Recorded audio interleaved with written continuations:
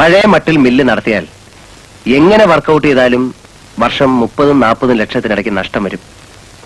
പണിമുടക്കിയത് കൊണ്ട് തൊഴിലാളികൾക്ക് ഇപ്പോ കൂലി കൊടുക്കണ്ടല്ലോ, അത് മിച്ചമല്ലേ? എത്ര കാലം ഇങ്ങനെ പൂട്ടിയിടും? നാം പറയുന്ന തരത്തിൽ തൊഴിലാളികൾ ജോലി ചെയ്യാൻ തയ്യാറാകുന്നതുവരെ. അത് ഇയാളുടെ വാശിയാണ്. മിസ്റ്റർ ഷേണായി എന്തോന്ന് പറയാത്തത്? മോഹന്റെ അഭിപ്രായം തന്നെയാണ് എന്റെയും. രണ്ടുപേരും ഒരുമിച്ച് പറയണ്ടല്ലോ. പ്രധാനമായി മറ്റൊരു കാര്യം വിട്ടു, ബാങ്കിലേക്ക് അടയ്ക്കാനുള്ള പണം. വിജയൻ ആർക്കൊക്കെ അഡ്വാൻസ് കൊടുത്തിട്ടൊന്ന് അന്വേഷിച്ചോ? പണം വാങ്ങിയ കൂട്ടർ ഇങ്ങോട്ടൊന്നും പറയില്ല. ആ ഫയലും ഇന്നുവരെ കണ്ടുകിട്ടില്ലല്ലോ. ഇല്ല. നിങ്ങളുടെ ശ്രമം ആ വഴിക്കായിരിക്കണം.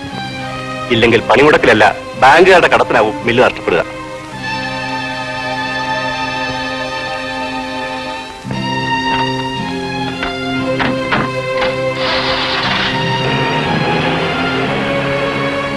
അവന്റെ കുറ്റങ്ങൾ ഷേണായി കാണില്ല, അയാളല്ലേ അയച്ചത്. ഇനിയെങ്കിലും രാധ സൂക്ഷിക്കണം രണ്ടിനെ.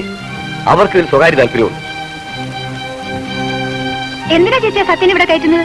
വില്ലനാണ് അയാൾ. ഷോലയിലെ അംഗഖാനേക്കാൾ ബ്രൂട്ട്.